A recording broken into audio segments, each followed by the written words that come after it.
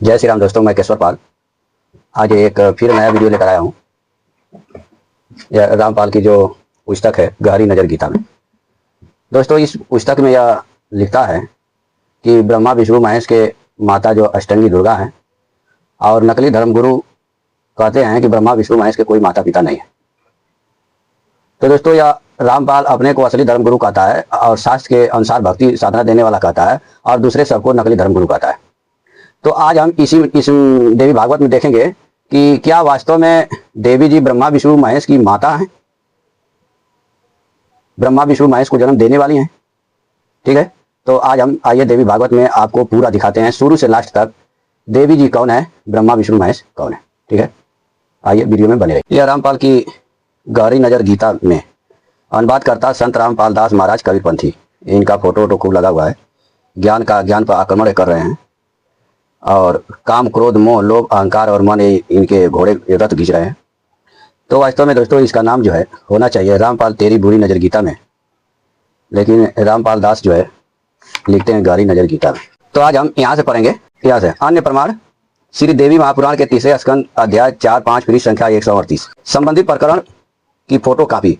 तो इन्होंने photo copy लगाया हुआ है संक्षिप्त देवी भागवत का कि सूर्य जगत को प्रकाशित करता है, तुम शुद्ध स्वरूपा हो, यह सारा संसार तुम्हें उद्भासित हो रहा है। मैं ब्रह्मा और शंकर हम सब तुम्हारी कृपा से विद्यमान है। हमारा आविर्भाव तिरोभाव हुआ करता है।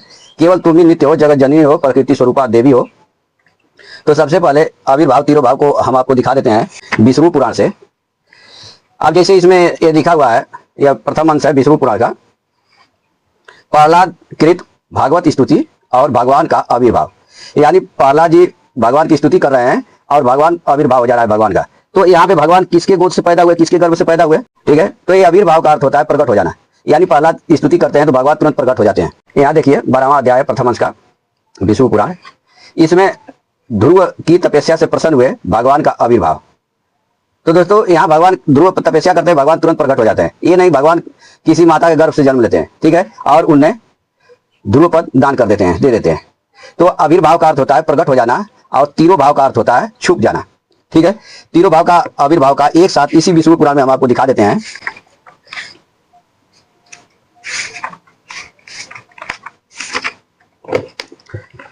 ये देखिए विष्णु पुराण, और इसका जो है प्रथम अंश है, अध्याय 22 है, और इसमें श्लोक संख्या 60 है। इसमें कहा गया है तदेत क्षरम नित्य जगमू निवार राखिलियम आविर्भाव तिरोभाव जनमानस विकल्पवत। अनुवाद इधर है ये 60 का। अतः हे मुनिवर, आविर्भाव उत्पन्न होना, तिरोभाव छिप जाना, जन्म और नाश आदि विकल्प युक्त भी यह संपूर्ण जगत वास्तव में नित्य और अक्षय है। यानी यदि ब्रह्मा जी और विष्णु जी भगवान शंकर आविर्भाव प्रकट होते हैं और तिरोभाव छिप जाते हैं, तो भी वो जो है अक्षय और नित्य और नाशवान रहित है, अमर है, अविनाशी है। ठीक है, यहाँ पे आविर्भाव का अर्थ होता है उत्पन्न होना, यानी प्रकट होना। जैसे हमने आपको दिखाया कि प्रहलाद जी जब तपस्या कर रहे हैं तो उनके तपस्या से जो है भगवान प्रकट हो जाते हैं, और वहीं ध्रुव जी के तपस्या से भगवान प्रकट हो जाते हैं और फिर वरदान दे करके छिप जाते हैं, उनका तिरोभाव हो जाता है। ठीक है, तो आप समझ गए होंगे आविर्भाव तिरोभाव का अर्थ होता है प्रकट होना, छुप जाना। अब यहाँ पे रामपाल एक और चीज लिखा हुआ है, लिखता है कि भगवान शंकर बोले, देवी यदि महाभाग विष्णु तुम्ही से प्रकट हुए हैं, तो उनके बाद उत्पन्न होने वाले ब्रह्मा भी तुम्हारे ही बालक हुए। फिर मैं तमोगुणी लीला करने वाला शंकर क्या तुम्हारी संतान नहीं हुआ?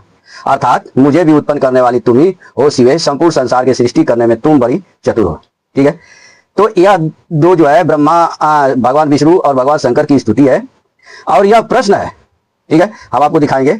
आगे देखिए, यहाँ पे लिखा है कि यह फोटो कापी श्री देवी पुराण की है। इसमें श्री विष्णु जी स्वयं स्वीकार कर रहे हैं कि मेरा विष्णु का भी ब्रह्मा तथा शिव का आविर्भाव यानी जन्म तथा तिरोभाव यानी मरण होता है। ठीक है, तो आप समझ गए होंगे आविर्भाव का अर्थ होता है प्रकट होना, तिरोभाव का अर्थ होता है छुप जाना। इसी फोटो कापी में यह भी प्रमाणित है कि इन तीनों को जन्म देने वाली देवी दुर्गा जी यानी अष्टंगी है। हिंदू धर्म के अज्ञानी धर्मगुरु कहते हैं कि इनके कोई माता पिता नहीं है। इस प्रकार की अनेक मिथ्या कथाओं के विपरीत इन अज्ञानियों ने हिंदू समाज का बेड़ा गर्क कर रखा है। ठीक है, तो आइए हम देवी भागवत को आज खोलते हैं और आपको सच्चाई दिखाते हैं कि ब्रह्मा विष्णु महेश की ये माता है या कि क्या है। देवी भागवत हमारे पास संस्कृत और हिंदी दोनों वाला है। अध्याय 4 तृतीय स्कंद। यहाँ पे भगवान यहाँ से बोलना चालू कर रहे हैं, भगवान विष्णु। ठीक है, वह कह रहे हैं कि प्रकृति एवं विद्यात्री देवी को मेरा निरंतर नमस्कार है। कल्याणी काम प्रदान वृद्धि तथा सिद्धि देवी को बार बार नमस्कार है। सचितानंद रूपिणी तथा संसार की योनि स्वरूपा देवी को नमस्कार है। आप पंचकृत्य विधात्री तथा त्रिभुवनेश्वरी देवी को बार बार नमस्कार है। अब दोस्तों, संसार की योनि रूपानी पूरे संसार को पैदा करने वाली यही है। इनके 5 कार्य पंचकृत, और ये कैसी हैं? सचितानंद गण रूपिणी। ठीक है, 5 कृत इनके कौन कौन है? यहाँ पे लिखा हुआ है, सृष्टि करना, स्थिति करना, संहार करना, निग्रह करना, अनुग्रह करना। ठीक है, ये 5 कार्य है इनके, यही सारे संसार की जननी है। अब आगे उन श्लोक पे हम चलते हैं जहां पे रामपाल ने लिखा था। यह है श्लोक, मैं ब्रह्मा विष्णु तथा शंकर हम सब आपके ही प्रभाव से उत्पन्न हुए हैं। किससे? प्रभाव से, शक्ति से, आपके गर्भ से नहीं। ठीक है, यहाँ गर्भ से नहीं, प्रभाव से। ये संस्कृत भी देख लीजिए, प्रभाव से उत्पन्न हुए हैं। जब हम नित्य नहीं है तो फिर इंद्र आदि प्रमुख देवता कैसे नित्य हो सकते हैं? यह प्रश्न है, कैसे नित्य हो सकते हैं? संपूर्ण चराचर जगत की जननी तथा सनातनी प्रकृति रूपा आप ही नित्य हैं। तो सारे संसार की ये जननी है और प्रकृति स्वरूपा है, ये नित्य है। और यहाँ पे भगवान विष्णु का प्रश्न है, और ये उत्पन्न किससे हुए हैं? प्रभाव से, शक्ति से। यहाँ पे श्लोक में साफ है, शक्ति से। ठीक है, तो यह जो भगवान विष्णु है, यह जब प्रकृति के सतोगुण को धारण करते हैं तब इनका नाम विष्णु पड़ता है। अभी थोड़ा हम मार्कंडेय पुराण में दिखा देते हैं आपको। यह मार्कंडेय पुराण देख लीजिए, इसमें लिखा है कि यद्यपि ब्रह्मा जी संपूर्ण जगत की सृष्टि उत्पत्ति के स्थान और निर्गुण है, तथापि रजोगुण का उपभोग करते हुए सृष्टि में प्रवृत्त होते हैं और ब्रह्मा के कर्तव्य का पालन करते हैं। यानी ब्रह्मा जी निर्गुण है, लेकिन वह रजोगुण का उपभोग करते हैं, इसलिए वह ब्रह्मा बन जाते हैं। फिर परमेश्वर सतोगुण के उत्कर्ष से युक्त हो श्री विष्णु का रूप धारण करके धर्मपूर्वक प्रजा का पालन करते हैं। फिर तमोगुणी की अधिकता से युक्त हो रुद्र रूप धारण करके संपूर्ण जगत का संहार करते हैं और निश्चित होते हैं। इस प्रकार सृष्टि, पालन और संहार, इन तीनों कालों में 3 गुणों से युक्त होकर वे ही परमेश्वर वास्तव में निर्गुण है। ठीक है, कैसे निर्गुण है? जैसे खेतियार पहले बीज बोता है, फिर पौधे की रक्षा करता है और अंत में खेती पक जाने पर उसे काटता है, तथा इन कार्यों के अनुसार बोने वाला, रक्षा करने वाला, काटने वाला, ये 3 नाम धारण करता है। उसी प्रकार एक ही परमेश्वर भिन्न भिन्न कार्यों के अनुसार ब्रह्मा विष्णु रुद्र नाम धारण करते हैं। ब्रह्मा होकर संसार की सृष्टि करते हैं और रुद्र होकर उसका संहार करते हैं, तथा विष्णु रूप में इन दोनों कार्यों से उदासीन रहकर सबका पालन करते हैं। इस प्रकार स्वयंभू परमात्मा की 3 अवस्थाएं होती है, रजोगुण प्रधान ब्रह्मा, तमोगुण प्रधान रुद्र, सतोगुण प्रधान विश्वपालक विष्णु। यही 3 देवता है और यही 3 गुण है। तो यहाँ पे दोस्तों, ये ब्रह्मा और विष्णु महेश, ब्रह्मा विष्णु महेश जो है गुणों को जब धारण करते हैं तो ये ब्रह्मा विष्णु महेश बनते हैं। और गुण किसके? प्रकृति के। अभी आगे जो है भगवान शिव ने ये स्तुति करते हुए कहा था कि हे देवी, यदि महाभाग विष्णु आपके प्रभाव से प्रभुत हुए तथा उसके बाद ब्रह्मा जी भी आपसे उत्पन्न हुए, तो क्या मुझ तमोगुणी की आपसे उत्पत्ति नहीं हुई? यानी यहाँ पे भी क्या है? प्रश्न है। हे शिव, आप तो समग्र लोक की रचना करने में चतुर है। ठीक है, तो यहाँ क्या है? प्रभाव से। किसके? प्रभाव से। ये नहीं कि गर्भ से, जैसे ये रामपाल जो है अपनी माता के गर्भ से पैदा हुआ है, ऐसा सोचता है कि ये पैदा होते हैं। ये यहाँ पे कैसे पैदा हो रहे हैं? प्रभाव से, प्रभुत प्रभाव से। ठीक है, इसी तरह से ब्रह्मा जी भी स्तुति करते हुए कहते हैं, यहाँ पे पूछ रहे हैं कि वेद वाक्यों को कभी मिथ्या नहीं समझना चाहिए। वेद ब्रह्म को अद्वितीय और एक बताते हैं, तो फिर आप क्या हैं और वह ब्रह्म क्या है? यह विरोध मेरे हृदय में महान शंका उत्पन्न करता है। आप मेरे इस संदेह का निवारण करें। इस प्रकार द्वैत अद्वैत इस विचार में डूबा हुआ मेरा क्षुद्र मन निश्चित रूप से शंका रहित नहीं हो पा रहा है। अब आप ही स्वयं अपने मुख से मेरी इस शंका का निवारण करने की कृपा करें, क्योंकि अनेक जन्मों के पूर्ण योग से ही आपके चरणों का यह सानिध्य मुझे प्राप्त हुआ है। आप पुरुष हैं अथवा स्त्री, यह मुझे विस्तार पूर्वक बताएं, जिससे मैं आप परम शक्ति को जानकर भाव सागर से मुक्त हो जाऊं। यानी जो ये दुर्गा जिनको ये कहता रहता है दुष्ट रामपाल, वो उन्हीं से पूछ रहे हैं ब्रह्मा जी कि आप स्त्री हो या पुरुष हो, आप कौन हो और वह ब्रह्म क्या है। ठीक है, यानी इन लोगों का, तीनों का जो है, ब्रह्मा जी, विष्णु जी और भगवान शंकर का ये प्रश्न था देवी जी से। रामपाल ने कभी ये नहीं दिखाया कि देवी जी ने वास्तव में कहा क्या। तो आज देख लीजिए देवी जी ने क्या कहा। आगे देवी जी कहती हैं, इसी में अथ खष्टो अध्याय है, 3रे स्कंद का 6वां अध्याय में बोलती हैं, ब्रह्मा जी बोले, अत्यंत नम्र भाव से मेरे पूछने पर वे आगा भगवती मधुर वचन कहने लगी। जब ब्रह्मा जी ने ये पूछा कि आप स्त्री हो पुरुष हो, आप और वो ब्रह्म कौन है, ठीक है, तो इसको आप बताइए। वेद ब्रह्म को आदित्य और एक बताते हैं, तो फिर आप क्या हैं और वह ब्रह्म क्या है? आप यहाँ पे पूछे कि आप स्त्री हो या पुरुष हो। तब यहाँ पे देवी जी ने बताना चालू किया है, ध्यान से समझिएगा। देवी जी कहती हैं कि मैं और पार ब्रह्म सदा एक ही है, कोई भेद नहीं है, क्योंकि जो वे हैं वही मैं हूं और जो मैं हूं वही वे है। बुद्धि भ्रम से हम दोनों में भेद दिखाई पड़ता है। यानी जो ब्रह्म है वही देवी है, जो देवी है वही ब्रह्म है। ब्रह्म आदित्य एक नित्य एवं सनातन है। केवल सृष्टि रचना के समय वह पुनः द्वैत भाव को प्राप्त होता है। यानी ब्रह्म एक है, नित्य है, सनातन है। जब सृष्टि आती है तो द्वैत भाव को प्राप्त हो जाता है। अब द्वैत भाव का हम आपको दिखा देते हैं। यह जो है देवी भागवत है, अध्याय 1 है और नवम स्कंद है, दूसरा खंड है हमारे पास, हिंदी और संस्कृत दोनों वाला है। तो इसमें यहाँ पे बताया जा रहा है कि सृष्टि के लिए योग माया का आश्रय लेकर परमात्मा दो रूपों में विभक्त हो गया, जिनका दक्षिणार्थ भाग पुरुष और वामार्थ भाग प्रकृति है कहा जाता है। वे ब्रह्म स्वरूपा नित्या हैं और सनातनी हैं। जैसे अग्नि में दायिका शक्ति अभिन्न रूप से स्थित है, वैसे ही परमात्मा और प्रकृति रूपा शक्ति भी अभिन्न है। यानी जैसे अग्नि में जलाने की जो शक्ति रहती है दोस्तों, वैसा ही परमात्मा में प्रकृति रहती है। प्रकृति क्या है? परमात्मा की एक शक्ति है, और यह शक्ति दो रूपों में विभक्त कब होती है? जब सृष्टि काल आता है। ठीक है, तो एक ही परमात्मा दो रूपों में विभक्त हो जाता है, उसका दक्षिणार्थ भाग पुरुष और वामार्थ भाग प्रकृति काल आता है। इसी चीज को यहाँ देवी बता रही है कि वह परमात्मा जो है ब्रह्म अद्वितीय है, एक है, नित्य एवं सनातन है। केवल सृष्टि रचना के समय वह पुनः द्वैत भाव को प्राप्त होता है। आगे बोल रही हैं कैसे प्राप्त होता है कि जिस प्रकार एक ही दीपक उपाधि भेद से दो प्रकार का दिखाई देता है, अथवा दर्पण में पड़ती हुई छाया दर्पण भेद से भिन्न भिन्न प्रतीत होती है। जैसे आप शीशे में देख रहे हो तो शीशे में एक आपकी तस्वीर और दिखाई देती है, जो आप देख रहे हो वो एक और होती है। वही चीज आप बता रहे हैं। उसी प्रकार मैं और ब्रह्म एक होते हुए भी उपाधि भेद से अनेक हो जाते हैं। ठीक है, ये अज देखिए ब्रह्मा जी के लिए कहा गया अज, अज माने अविनाशी। यहाँ ब्रह्मा जी के लिए मृत्यु वाला नहीं कहा गया है, अज अविनाशी। ये ब्रह्मा जी से कह रही है। यहाँ पे ब्रह्मा जी ने प्रश्न किया था ना, तो अब यहाँ पे देवी जी ब्रह्मा जी से कर रही हैं, ब्रह्मा जी को कर रही हैं अज। रामपाल क्या कहता है कि जन्म मरण वाले हैं। ठीक है, जगत का निर्माण करने के लिए सृष्टि काल में भेद दिखता ही है, तब दृश्यादृश्य की प्रतीति होना अनिवार्य है, क्योंकि बिना दो के सृष्टि होना असंभव है। ठीक है, जब तक प्रकृति पुरुष नहीं रहेगा सृष्टि नहीं हो सकती। यही चीज भगवान गीता में बोले हैं कि संसार का निर्माण करने के लिए प्रकृति और पुरुष। यह गीता अध्याय 7 है और श्लोक संख्या 6। इसमें भगवान कह रहे हैं कि संपूर्ण प्राणियों के उत्पन्न होने में अपरा और परा इन दोनों प्रकृतियों का संयोग ही कारण है। ऐसा तुम समझो, मैं संपूर्ण जगत का प्रभव तथा प्रलय हूँ। यानी जिससे संसार उत्पन्न होता है और जिसमें संसार प्रलय हो जाता है, मिल जाता है, वह मैं हूँ। और यहाँ अपरा प्रकृति और परा प्रकृति संसार को उत्पन्न करती है। ठीक है, तो अपरा प्रकृति और परा प्रकृति जीव है और अपरा प्रकृति जो है प्रकृति है। यहाँ पे उसका भेद देख लीजिए।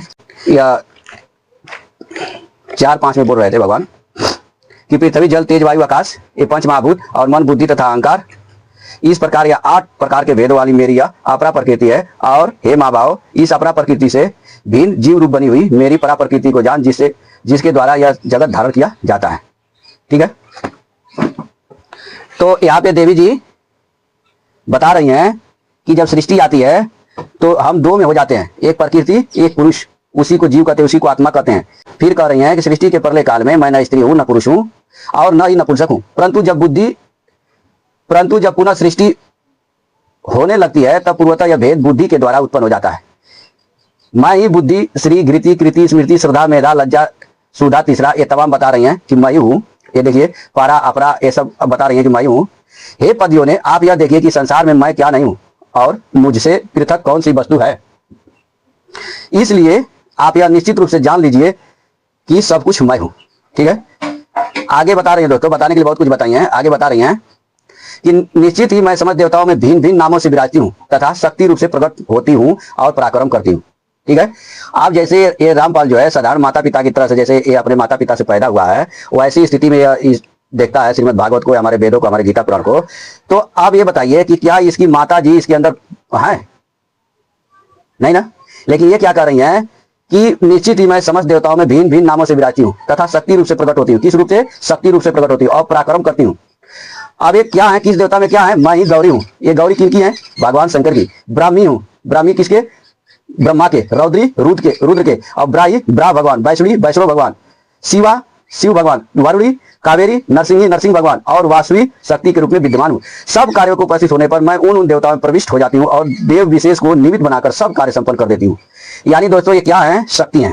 ठीक है, आगे आपको यहाँ से देखिए, ये देखिए, जल में शीतलता, अग्नि में उषरता, सूर्य में प्रकाश और चंद्रमा में ज्योत्सना के रूप में मैं यथेष्ट हूँ, प्रकट होती हूँ। ठीक है, यानी जो जल में शीतलता है और अग्नि में उषरता, जलाने वाली शक्ति और सूर्य में प्रकाश है, ये कौन है? देवी जी है। और ये सूर्य में प्रकाश है, तो सूर्य की क्या है? यह शक्ति है। तो देवी जी एक शक्ति है दोस्तों। आइए रामपाल क्या ले आता है कि जैसे इसकी माता जी है, वैसे ये सोचता है कि यह एक स्त्री है और इनसे जो है कि ब्रह्मा विष्णु महेश उत्पन्न होते हैं। ठीक है, आगे देखिए, आगे करेंगे आप, फिर आगे भी कंफर्म हो जाएगा आपको कि हे विदे, इस संसार का कोई भी जीव मुझसे रहित होकर स्पंदन करने में भी समर्थ नहीं हो सकता। स्पंदन मतलब हिलने डोलने में। अगर माता छोड़ दें, भगवती छोड़ दें, तो कोई हिल डोल नहीं सकता। यह मेरा निश्चय है, इसे मैं आपको बता रही हूं। इसी प्रकार यदि मैं शिव को छोड़ दूं, यानी जो शिव में शिवा शक्ति है उसको ये कह रहे हैं कि मैं हट जाऊं, तो वे शक्तिहीन होकर दैत्यों का संहार करने में समर्थ नहीं हो सकते। ठीक है, इसलिए तो संसार में भी अत्यंत दुर्लभ पुरुष को लोग शक्तिहीन कहते हैं। यानी जो दुर्बल पुरुष होता है उसको लोग क्या कहते हैं? शक्तिहीन। विष्णु, आप आगे करें, जो अधम मनुष्य को, जो लोग अधम मनुष्य को विष्णुहीन या रुद्रहीन नहीं कहते, बल्कि उन्हें शक्तिहीन कहते हैं। ठीक है, तो देवी जी क्या है? शक्ति है। अब आगे बता रही हैं कि हे ब्राह्मण, ब्रह्मा जी को कर रही है, हे ब्राह्मण, आप ही जब सृष्टि करना चाहते हैं तब उसमें शक्ति ही कारण है। ठीक है, तो देवी जी क्या है? शक्ति है। ऐसा जानिए, जब आप शक्ति से युक्त होते हैं तभी सृष्टिकर्ता हो पाते हैं। कौन सी शक्ति से युक्त होते हैं? रजोगुणी शक्ति से। आगे बताएंगे। इसी प्रकार विष्णु, शिव, इंद्र, अग्नि, चंद्रमा, सूर्य, यम, विश्वकर्मा, वरुण, वायुदेव भी शक्ति संपन्न होकर ही अपना अपना कार्य संपादित करते हैं। यानी देवी जी क्या है? शक्ति। रामपाल क्या सोचता है? कोई स्त्री है, जैसे इसकी माता, इसकी पत्नी, ये सब जो ये सोचता रहता है दुष्ट। पृथ्वी भी जब शक्ति से युक्त होती है तब स्थिर होकर सबको धारण करने में समर्थ होती है। पृथ्वी में जो शक्ति है ये संसार को धारण करने की, वो कौन है? भगवती है। यदि वह शक्तिहीन हो जाए तो एक परमाणु को भी धारण करने में समर्थ नहीं हो सकेगी। ठीक है, शेष, नाग, कच्छप एवं 10 दिग्गज मेरी शक्ति पाकर ही अपने अपने कार्य संपन्न करने में समर्थ हो पाते हैं। तो दोस्तों ये क्या है? शक्ति है। कोई आम स्त्री नहीं है, जैसे हे रामपाल की माता जी हैं, इसको पैदा की है, ऐसी चीज नहीं है। यदि मैं चाहूं तो संपूर्ण संसार का जल पी जाऊं, अग्नि को नष्ट कर दूं और वायु की गति को रोक दूं। मैं जैसा चाहती हूं वैसा करती हूं। ठीक है, तो देवी जी क्या है? शक्ति। ये देखिए, कह रही हैं कि आप विष्णु, ब्रह्मा, शिव तथा ये सभी देवता मेरे ही प्रभाव से, किससे? प्रभाव से, शक्ति से, गर्भ से नहीं। रामपाल क्या सोचता है? कि गर्भ से। ठीक है, तो यहाँ पे किससे उत्पन्न हो रहे हैं? प्रभाव से, प्रभूत हुए हैं। अत्यंत निसंदेह सभी प्राणियों के, अत्यंत निसंदेह आप लोग सभी प्राणियों के मान्य हो, पूज्य होंगे। रामपाल क्या करता है? ब्रह्मा, विष्णु, महेश की पूजा छुड़ाता है। इसके लिए क्या कहा गया है? देखिए, जो अज्ञानी मनुष्य इनमें भेदभाव करते हैं वे इन विभेद के कारण नरक में पड़ेंगे, इनमें संदेह नहीं है। यह रामपाल पूरी गैंग को लेकर नरक में जाएगा। ठीक है, आगे देख लीजिए। जो विष्णु है वे ही साक्षात शिव है, और जो शिव है वे ही स्वयं विष्णु है। इन दोनों में भेद रखने वाला मनुष्य नरकगामी होता है। यानी जो ब्रह्मा, जो विष्णु जी है वही साक्षात शिव है, और जो शिव है वही ब्रह्मा विष्णु है। आगे कर रही हैं, ब्रह्मा जी के संबंध में भी ऐसा ही जानिए, इसमें कोई संदेह नहीं है। हे विष्णु, गुणों के कारण इनमें जो भेद है उनको मैं बता रही हूँ, आप सुनिए। यानी जो ब्रह्मा जी है वही विष्णु जी है, वही शिव जी है, जो शिव जी है वही विष्णु जी है, वही ब्रह्मा जी है। इनमें जो विभेद करता है, अलग अलग करता है, वो नरक में जाता है। तो ये रामपाल चेलों को सतलोक में नहीं दोस्तों, नरक में ले जाएगा। आगे देखिए, अब ये ब्रह्मा, विष्णु, महेश हर ब्रह्मांड में रहते हैं, लेकिन फिर वो कहाँ जाते हैं? ये चीजें जो जन्म मृत्यु दिखाता रहता है रामपाल। आप देखिए यहाँ पे, जब तक मैं विहार करती रहूंगी तब तक यह सृष्टि निश्चित रूप से रहेगी, और जब मैं संपूर्ण चराचर जगत का संहार कर दूंगी उस समय आप लोग भी मुझ में ही समाहित हो जाएंगे। आप लोग समस्त मनर्थों को पूर्ण करने वाले तथा मोक्ष प्रदान करने वाले हैं। तो ये ब्रह्मा, विष्णु, महेश कहाँ चले जाते हैं? जब जगत नष्ट हो जाता है, ब्रह्मांड नष्ट हो जाता है, तो ये उसी ब्रह्मांड में लीन हो जाते हैं। ठीक है, ये नहीं कि ब्रह्मांड है और इनकी मृत्यु हो जाती है, जैसे यह संसार है, ये रामपाल जेल में बैठा है वो मरेगा, ऐसी चीज नहीं है।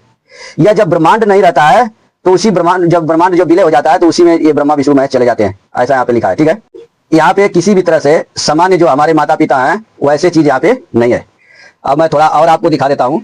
देवी भागवत है, अध्याय 33 है और 7वां स्कंद है।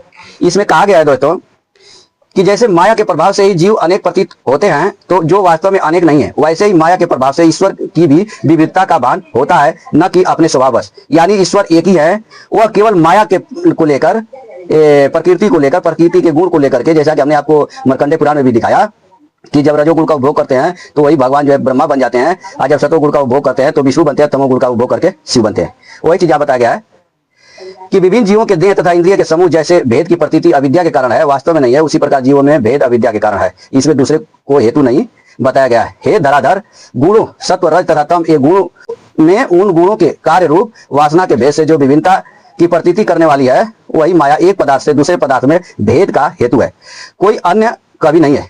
अब देखिए यहाँ पे नीचे ध्यान से समझिएगा कि हे धर्मीधर, यह समग्र जगत मुझ में ओत प्रोत है। मैं ईश्वर हूँ, मैं सूत्रात्मा हूँ तथा मैं ही विराट आत्मा हूँ। मैं ही ब्रह्मा, विष्णु तथा रुद्र हूँ, गौरी, ब्राह्मी, वैष्णवी भी मैं हूँ। मैं ही सूर्य हूँ, मैं ही चंद्रमा हूँ और तारे भी मैं हूँ। पशु पक्षी आदि भी मेरे ही स्वरूप है। चंडाल, तस्कर, व्याध, क्रूर कर्म करने वाले, सत कर्म करने वाले तथा महान पुरुष सब मैं हूँ। स्त्री पुरुष तथा नपुंसक रूप में मैं हूँ, इसमें कोई संशय नहीं है। ठीक है, तो दोस्तों ये जो रामपाल को पैदा करने वाली इसकी माता जी है, वो क्या कह सकती है कि मैं रामपाल हूँ, मैं ही इसका पिता नंद राम हूँ? नहीं ना। लेकिन यहाँ पे क्या कर रही हैं कि मैं ही ब्रह्मा विष्णु तथा रुद्र हूँ। यह श्रीमद् देवी भागवत अध्याय 7 इस तृतीय स्कंद। यहाँ पे नारद जी से ब्रह्मा जी कह रहे हैं कि हे नारद, सभी प्राणियों में जो चैतन्य विद्यमान है उसे ही परमात्मा स्वरूप जानो। तेज स्वरूप यह परमात्मा सर्वत्र व्याप्त है तथा सदा विद्यमान है। हे महाभाग, उन परम पुरुष तथा प्रकृति को सर्वव्यापी तथा सर्वगामी समझिए। इस संसार में कोई भी पदार्थ उन दोनों से रहित नहीं है। सर्वथा अव्यय, एक स्वरूप, एक रूप, चिदात्मा, निर्गुण तथा निर्मल, उन दोनों प्रकृति पुरुष को एक ही शरीर में सम्मिलित मानकर सदा इनका चिंतन करना चाहिए। तो दोस्तों, आपने इस वीडियो में क्या देखा कि देवी जी एक शक्ति है। जब सृष्टि काल आता है तो परमात्मा दो रूपों में विभक्त हो जाता है, एक प्रकृति, एक पुरुष। तो देवी जी शक्ति हैं। शिव में शिवा शक्ति, विष्णु में वैष्णवी शक्ति और ब्रह्मा जी में ब्राह्मी शक्ति। या यह कह लीजिए कि इनके गुण, ब्रह्मा में रजोगुण, भगवान विष्णु में सतोगुण और भगवान शिव में तमोगुण। तो दोस्तों, जो प्रकृति पुरुष हैं, जो परमात्मा दो भागों में विभक्त हो जाते हैं, तो यहाँ पे देवी भागवत में कहा गया है कि उनको एक ही शरीर में मानकर स्मरण करना चाहिए। जो चैतन्य है, जो आत्मा है, वह परमात्मा है। और जो ये शरीर है, यह जो शरीर है, शरीर यह जो, ठीक है, गीता जी में भी हमने आपको दिखाया कि संसार में प्रकृति और पुरुष से ये पूरा संसार उत्पन्न हुआ है। और प्रकृति पुरुष किस लिए उत्पन्न हुए हैं? संसार की सृष्टि करने के लिए एक ही परमात्मा प्रकृति और पुरुष रूप में विभक्त हो गया है। तो यहाँ किसी भी तरह से देवी जी कोई आम स्त्री नहीं है, जैसे हमारे माता पिता हैं ऐसे नहीं है, ठीक है। देवी जी एक शक्ति है। वह हर देवताओं में, जैसे इंद्र में इंद्राणी रूप से विद्यमान है, अग्नि में दायिका रूप से, यहाँ तक धरती में माने जो भी आप शक्ति समझिए जिसमें, वो सारे वो शक्ति हैं, वो उसमें विद्यमान रहती हैं। हमें आशा ही नहीं, पूर्ण विश्वास है कि अब आप लोगों को समझ में आ गया होगा कि ये माता दुर्गा जो हैं वो कोई आम पति पत्नी के तरह से नहीं है, ठीक है। इसको ऐसे भी समझ लीजिए दोस्तों कि जो मैं बोल रहा हूं यह शक्ति की वजह से बोल रहा हूं, या जो मैं हाथ हिला रहा हूं यह शक्ति की वजह से हिला रहा हूं। तो यह जो हाथ में हिलाने की जो शक्ति है, इसी को भगवती माता दुर्गा मानिए। आप ये भी देखेंगे कि जब माता दुर्गा की जो ये कहता रहता है रामपाल, तो माता दुर्गा की जब उत्पत्ति हो रही है, जो महिषासुर को मारने के लिए उत्पन्न होती है, तो हर देवताओं का शक्ति निकल करके एक जगह इकट्ठा होता है, उसी से माता का जो है स्वरूप बनता है। कभी हम उसको भी दिखा देंगे। तो कुल मिला जुलाकर ये माता जो है एक शक्ति है, ठीक है। तो आज के लिए इतना ही, फिर मिलेंगे नेक्स्ट वीडियो में। तब तक के लिए जय सीताराम।